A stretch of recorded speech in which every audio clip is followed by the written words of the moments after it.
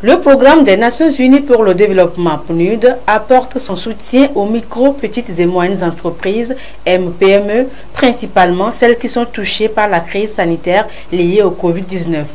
Ces entreprises, une cinquantaine au total, seront subventionnées par un montant de 350 millions de francs CFA grâce au projet Fonds d'aide d'urgence aux MPME. Ce projet pilote porte sur 3 principaux volets sur lesquels 3 structures vont accompagner les entreprises, notamment pour l'accès au microcrédit, la formation en éducation financière et le développement des solutions digitales innovantes. Nous avons l'expertise dans le domaine de la digitalisation.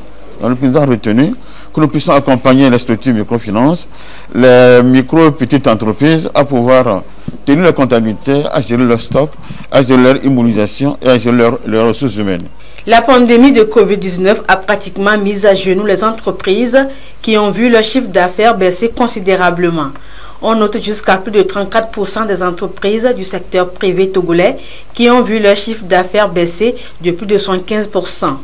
Le PNUD veut donc contribuer au relèvement de ces entreprises. Nous veillerons à ce que ces entreprises soient sélectionnées selon un processus transparent. Tout cela dépend des critères et de la viabilité, la durabilité de ce que ces entreprises font. Maintenant, dépendamment des secteurs, si on prend par exemple le secteur du tourisme, tout le monde sait qu'il est un peu plus à l'agonie que d'autres. Donc l'agriculture, les gens ont pu peut-être faire des efforts pour avancer mieux. Donc tout ça, c'est des éléments qui vont être pris en compte par le comité de sélection le moment venu.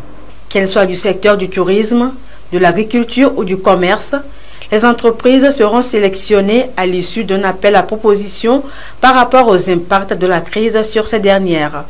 Le projet d'aide d'urgence aux micro, petites et moyennes entreprises va se dérouler sur 6 mois, de novembre 2020 à avril 2021, avec l'appui du Fonds d'équipement des Nations Unies.